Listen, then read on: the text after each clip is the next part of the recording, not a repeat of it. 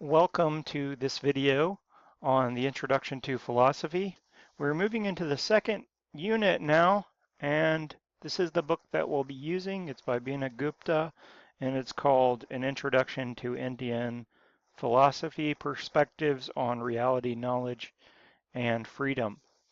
I just wanted to do this short video on the introduction.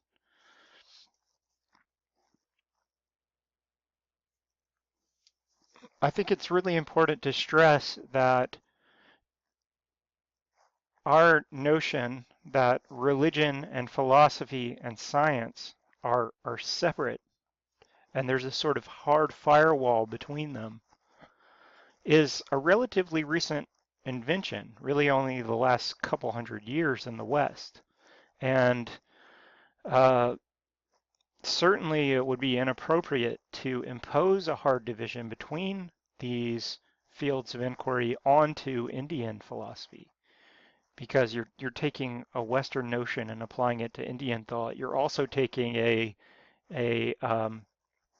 a very modern idea and imposing it upon something that is ancient or might even precede written language. So we should keep in mind that these schools of thought don't necessarily differentiate between religion, philosophy, and science.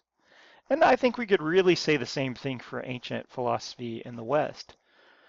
If you read Plato, right, uh, Socrates apparently believes in the Greek gods and goddesses. I think when he talks about how he sees himself as being upon a mission from Apollo, he's not just he's not just being a trickster or a jokester about that. I believe he actually does believe in Greek religion. So I think even in the West, at least in ancient philosophy, I mean these hard divisions don't really exist either. So one question you can keep in mind, and maybe this is something that you could explore in a paper, is to say how different are Eastern and Western philosophy, or maybe you could compare one of these darshanas of Indian philosophy to one of the schools of Western thought. That would be make for a good paper. Okay, the only other thing that I want to mention, and the introduction is really fantastic, but I can't talk about all of it. So um, what I do want to point out is that even though we have a number of different darshanas represented here, um, there are certain features that are going to be in common across all of them. Well, first of all, this word darshana, of course, it means a way of seeing or a school of thought. Um, Hindus will take darshana of a goddess or a god, which means they see the god, but the god also sees them. So a darshana is a way of seeing. It's also we can also refer to it as a school of thought, right? Just like in the West, you had Platonism, you had the Peripatetic school, which was Aristotle's school, and then you had the Stoics, the Epicureans, and Cynics, and so forth. The same thing in Indian philosophy. Okay, so I really loved this small little diagram, and it is on page 15 in the book. Eastern thought generally says that suffering arises from avidya, which is ignorance. So same thing as the prefix a in the West, right? Not vidya. Vid comes from the root vid. Same root as video, right? Seeing. So avidya is to not see, to not understand. So we could translate avidya as ignorance. So we could say this is ignorance of our fundamental nature. Okay, and our fundamental nature is that we are eternal souls, that we are sort of already divine. But we forget that. And because we forget that, we think that we are these material beings.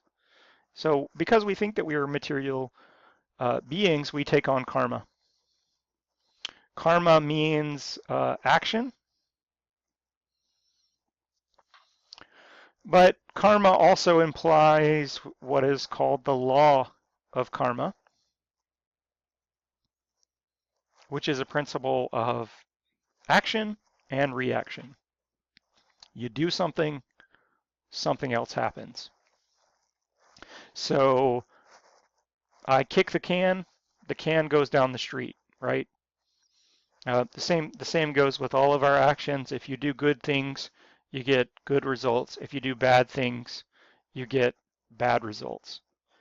And Indian philosophy reasons that there's no reason this should stop with death, and that if you've accumulated karma during one lifetime, and if at the time of your death those karmas have yet to sort of come home to roost, then that karma will carry on into the next lifetime. You probably know that this is not limited to just human beings. The animals also are reborn. Generally, the human incarnation is considered to be the most optimal for spiritual practice. So, this is also a principle of justice, a principle of absolute justice, because every single good deed is rewarded and every single bad deed is punished. Now, it's not the case that, unlike in the Abrahamic religions, where there is this notion of a God in the sky who's watching everything and writing it down and punishing all the evildoers, the law of karma is a natural law. So we reap the natural consequences of our actions. Now, there are some schools of Indian thought where there are heavens and hells, but those heavens and hells are generally thought to be temporary. So um, even gods can use up their store of merit, and they can take birth as a human again. They could take birth as an animal. In the same way, human beings, if they store up enough merit, they can become immortal and eternal. Okay, so there's this karma and rebirth. Karma leads to samsara. Samsara is bondage, the wheel of cyclic existence. The wheel of cyclic existence. So we are bound to keep repeating rebirth, remain in samsara, remain in samsara until such time as all of our negative karma is exhausted, and we then reach release, which is moksha. Now, moksha, liberation, release, an end to the cycle of rebirth.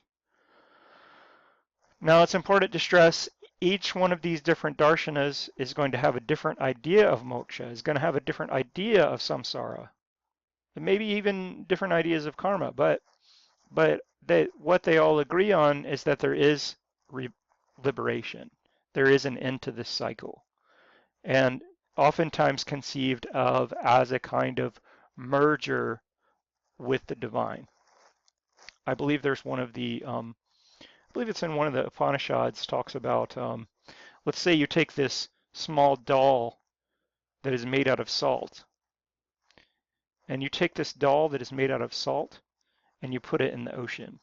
Well, what's going to happen to it? It's going to dissolve, right? And it's going to become one with the ocean. In the same way, if once all of our karmas are used up, then we merge with divinity. Okay, so we're going to be talking about a lot of different ideas of Indian philosophy.